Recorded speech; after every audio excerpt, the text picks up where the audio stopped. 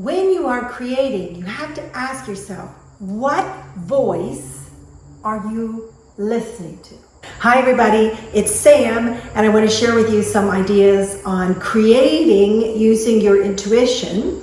And I'm going to share them in the context of sharing one of my latest tapestries here.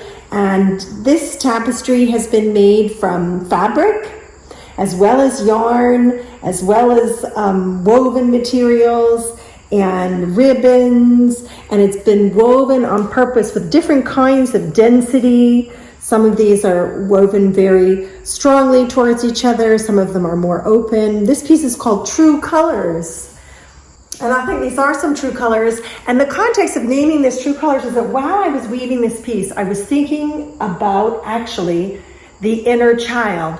And I listened to a podcast about the inner child while I was listening to it, which I don't usually do. I tend to weave in silence so that I can be listening. So let me just go back to the beginning, which is when you are making or creating your art or your craft, what are you listening to?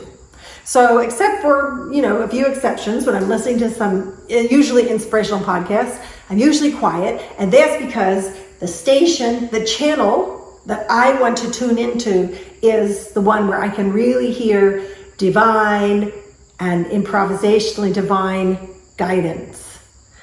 So when we become creators, we're often hearing voices inside that belong to other people. My mother, who's a novelist, has written, I think, 36 novels now, Nancy Thayer, says that the best advice she ever received was not to write as if your mother was looking over your shoulder. Don't write with your mother looking over your shoulder. That was the advice that she found most valuable. What that advice is saying is you have to actually cut away the voices. I think in this case, mother is sort of symbolic. You have to cut away the voices of expectation and criticism and judgment. You cannot intuitively create unless you're tapping into your intuition. And what does that mean? I mean, we can think we're tapping into our intuition, but we're actually tapping into the voice of our mother. We can think we're tapping into our intuition, but we're actually making something that we hope somebody else will like or approve of. And this can be a very unconscious process. To tap into our intuition is to get a certain level of quietness on the interior, on the inside of us. So when I was starting this piece, as I do with all of my weaving, I don't have a preconceived notion. I didn't know what I was going to weave. I gathered up some materials. I put the warp on in this green color. Those are the warp threads there.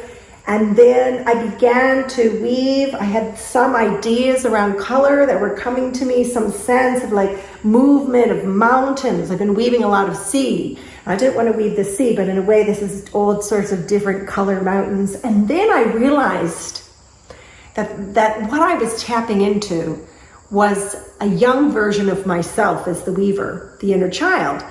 And here I want to say something about the inner child. So I've done inner child work in my own life and also in my mentorship with people. We talk a lot about the inner child.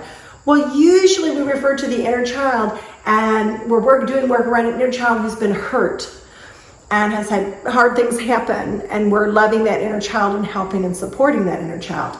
But you know what? You and I and everybody also have an inner child who's just that wonderful, essential nature that we were born with, that vibrant, excited, my 4-year-old who, puts on her favorite dress and goes to the beach. It's that inner child is also that wonderful, innocent, exuberant, childlike self. And so that's who was doing this weaving. And I was able to really tap into that voice and then coincidentally listen to this podcast about the inner child. So I was having a wonderful time with the colors, with these expressions, with this sense.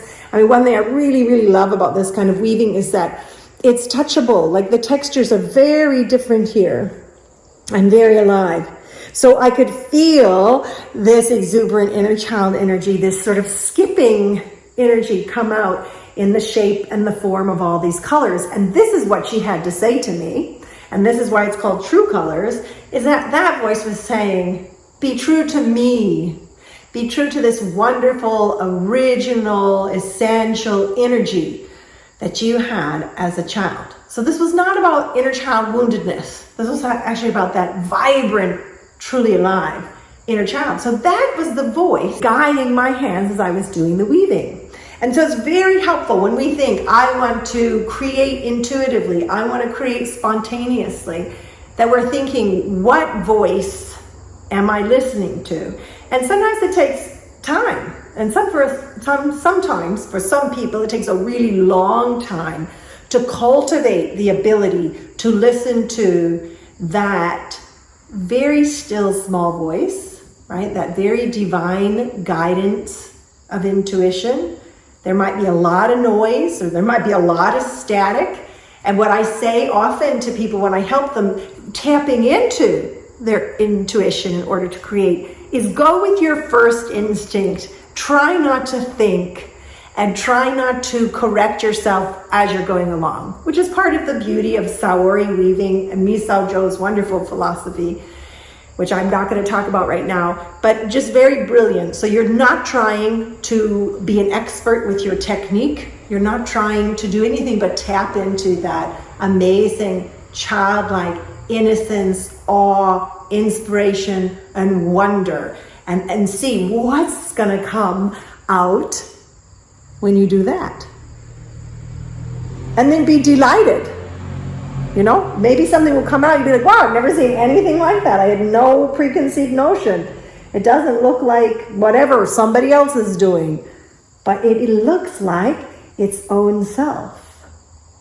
And we could bring it right back then to thine own self be true, being true, those true colors, being true to that deep inner voice.